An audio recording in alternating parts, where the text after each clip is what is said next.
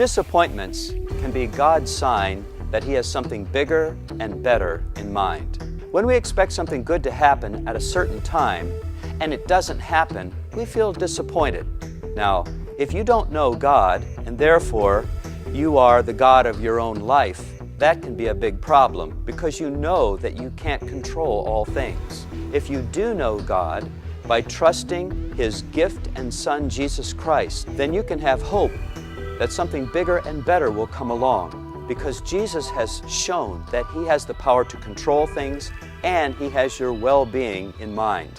Many years ago, my wife and I deeply wanted another child, but it was difficult for us. And we had all kinds of expensive medical tests. We looked into adoption agencies. Nothing seemed to be working out. Finally, we decided just to back off and wait and pray. I'll never forget the evening the phone call came. There's a little baby who needs a home. Do you want him? Well, it only took me about 10 seconds to make up my mind, and I said, yes, we do. Do you know that was 19 years ago, and today my wife and I are proud parents.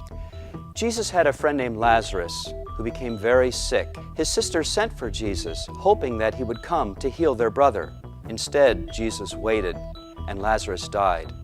Now, certainly, Lazarus' sisters were deeply disappointed, but when Jesus finally came, He raised Lazarus from the dead. It's certainly true in that example, isn't it? That in their disappointment, God had something bigger and better in mind.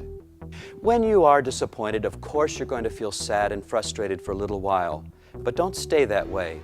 Instead, pray and trust God to come through with that good purpose that you've been praying for.